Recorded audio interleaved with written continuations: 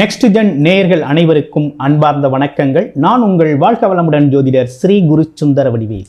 இப்போ பாருங்க, இந்த 2025 கார்த்திகை மாதம் அப்படிங்கிறது மிகவும் சிறப்புக்குரிய மாதமாக இருக்குது.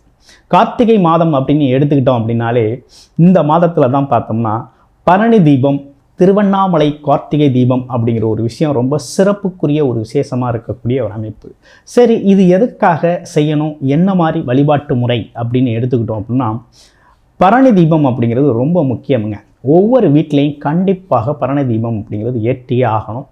ஆமாம், வீட்டில் சுபிட்சம் அதிகரிக்க, குலதெய்வ வழிபாடு, அது மட்டும் இல்லாமல் பித்திருக்கள் சாபம் நீங்க, அது இல்லைங்க, இன்னமும் கூடுதலாக எடுத்துக்கிட்டோம் அப்படின்னா லட்சுமி கடாட்சம் உருவாகக்கூடிய ஒரு அமைப்பை கொடுக்கறது இந்த பரணி தீபம். அடுத்து திருவண்ணாமலை தீபம் பார்க்குறது அப்படிங்கிறது அனைத்திற்குமே ரொம்ப மிகவும் உகந்ததாக இருக்கக்கூடிய ஒரு அமைப்பு தான் திருவண்ணாமலை தீபம். அப்போ திரு அண்ணாமலையார் வழிபாடு அப்படிங்கிறதும் ரொம்ப முக்கியமான ஒரு விஷயமாக இருக்குது. இதே காலகட்டத்தில் உங்களுடைய ராசிக்கு என்னென்ன விதமான மாற்றங்கள், முன்னேற்றங்கள் இருக்க போகுது அப்படிங்கிறதை பற்றி நம்ம முழுமையாக பார்க்க போகிறோம்.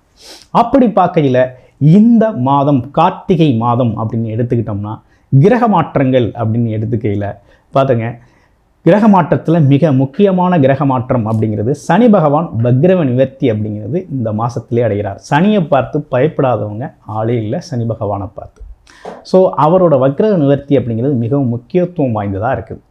இரண்டாவது, சுக்கிர பகவான் ஒரு வீடு, வண்டி, வாகனம், யோகம், பணம், அதிர்ஷ்டம் அப்படின்னு எடுத்துக்கிட்டோம்னாலே சுக்கிர பகவான் தான். அந்த சுக்கிர பகவான் பார்த்தீங்கன்னா இவ்வளவு நாளாக நீசகதியில் இருந்தவர் இப்போ தான் பார்த்தீங்கன்னா ஆட்சி பலம் பெற்று இருக்கக்கூடிய இவர் இரண்டாம் காலச்சக்கரத்தின் 8ஆம் இடத்துக்கு மாற்றமடைகிறார்.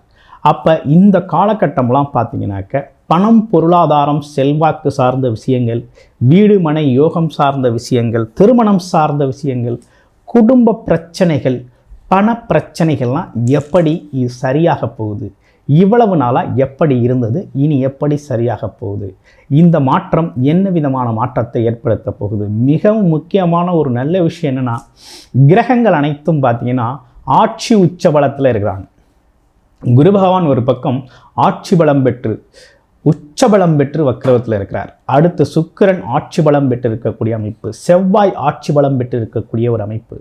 இப்படிப்பட்ட முக்கியமான கிரகங்கள், முக்கிய மாற்றங்களை ஏற்படுத்தக்கூடிய கிரக அமைப்புகள் எல்லாமே ஆட்சி உச்சம் பெற்றிருக்கக்கூடிய இந்த காலகட்டத்தில் உங்களுடைய ராசிக்கு எப்படி இருக்குது, என்ன செய்யலாம், என்ன செய்யக்கூடாது அப்படிங்கிறதை பற்றி முழுமையான ஒரு விஷயம் நட்சத்திர பலன்களோடு இப்போ நம்ம பார்ப்போம். சிம்மராசி காலச்சக்கரத்தின் 5வது ராசி. எதையும் துணிச்சல், தைரியம், தன்னம்பிக்கையோடு எதிர்கொள்ளக்கூடிய அமைப்பு கொண்ட உங்களுக்கு இந்த காலகட்டத்தில் ரொம்ப அற்புதமான அமைப்பு உருவாகிருக்கு.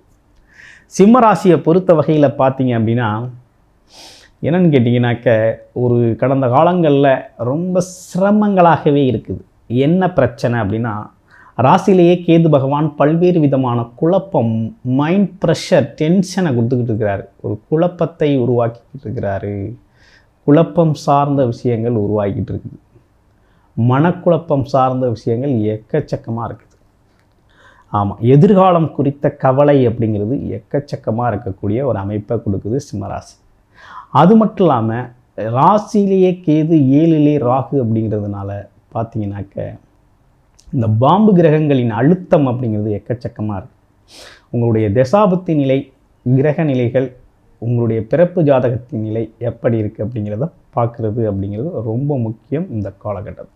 அதே நேரத்தில் உங்களுடைய ராசிநாதன் சூரிய பகவான் பார்த்தீங்கன்னா நீசகதியில் வரை இருக்கார்.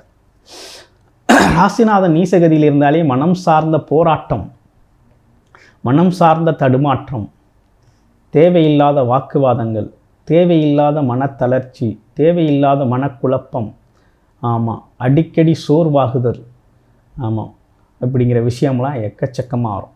அதுலேயும் பார்த்தீங்கன்னா குறிப்பாக வீடு, குடும்பம், கணவன் மனைவி சார்ந்த விஷயத்தில் அடிக்கடி ஏதாவது ஒரு பிரச்சனை, இடம் சார்ந்த பிரச்சனை, வண்டி வாகனங்கள் சார்ந்த பிரச்சனை, உறவுகள் சார்ந்த பிரச்சனை அப்படின்னு பல்வேறு பிரச்சனைகளை நீங்கள் சந்திச்சுக்கிட்டு இருக்கீங்க. இதெல்லாம் மாற்றமடையுமா, மாறக்கூடிய ஒரு நல்ல தன்மை உருவாகியிருக்கா அப்படின்னு பார்த்தா கண்டிப்பாக உருவாகிருக்கு. இந்த கார்த்திகை மாதத்தில் பார்த்தீங்கன்னா சனி பகவான் வக்ரவ நிவர்த்தி அடைகிறார். ஏன்னா அஷ்டமச்சனி பாதிப்பு வேறு இருக்குது. உங்களுக்கு ராகு கேது பிரச்சனையும் தாண்டி அஷ்டமச்சனி பாதிப்பு அப்படிங்கிறதும் இருக்குது. இந்த அஷ்டமச்சனி என்ன மாதிரி மாற்றத்தை உருவாக்குது? இந்த அஷ்டமச்சனி இருக்கக்கூடிய உச்ச வக்ரவம் வக்ரவத்தில் இருக்கக்கூடிய அந்த அஷ்டமச்சனி வக்ரவ நிவர்த்தி அடையுது. அது ஒரு பக்கம். ஸோ இந்த மாற்றத்தில் இந்த பிற்பகுதியில் உங்களுக்கு கார்த்திகை மாதத்தின் பிற்பகுதியில் ஒரு நல்ல மாற்றம் அப்படிங்கிறது உருவாகுது. என்ன விதமான மாற்றங்கள் உருவாகுது அப்படின்னா, அதாவது குடும்பத்தில் இருக்க குடும்ப பிரச்சனைகளுக்கெல்லாம் ஒரு தீர்வு எடுத்துருவீங்க. குடும்பத்தின் மகிழ்ச்சி அப்படிங்கிற ஒரு விஷயம் கொஞ்சம் நல்லாயிருக்கும். குழந்தைகளால் ஏற்பட்டிருக்கக்கூடிய இன்னல்கள் குறையும். குழந்தைகள் சார்ந்த வருத்தம் கவலைகள் மறையக்கூடிய காலகட்டம். குழந்தைகளால் மகிழ்ச்சி அதிகரிக்கும். இடம் வீடு பூமி சார்ந்த பிரச்சனைகளுக்கு ஒரு தீர்வு அப்படிங்கிறது நீங்கள் எடுத்துட முடியும். எடுக்கக்கூடிய ஒரு நல்ல காலகட்டமாக இருக்குது. இதில் முக்கியமான ஒரு விஷயம் என்னென்னா, ராசி இவ்வளவு நாளாக உங்களை பாதுகாப்பாக வச்சுருந்தது குரு பகவான் தான். குரு பகவான் 12ஆம் இடத்துல மறைகிறார். அதுவும் உச்ச வக்ரமும் பெறார். அப்போ என்னன்னு கேட்டிங்கன்னா, உடல் ஆரோக்கியம் சார்ந்த விஷயத்தில் கூடுதல் கவனம் எடுத்துக்கங்க. மனம் சார்ந்த விஷயத்தில் கூடுதல் கவனம், மனம் தடுமாற்றம் சார்ந்த விஷயத்தில் கூடுதல் கவனம் எடுத்துக்கணும். அதே நேரத்தில் மைண்ட் ப்ரெஷருக்கு கொஞ்சம் குறைச்சிக்கிறது அப்படிங்கிறது ரொம்ப நல்லது. இந்த காலகட்டம் பார்த்திங்க அப்படின்னா, உங்களுக்கு இந்த பணம் சார்ந்த விஷயம் ஒரு சிரமத்தை கொடுக்கும். பணம் சார்ந்த தடுமாற்றம் அப்படிங்கிறது உருவாகும்.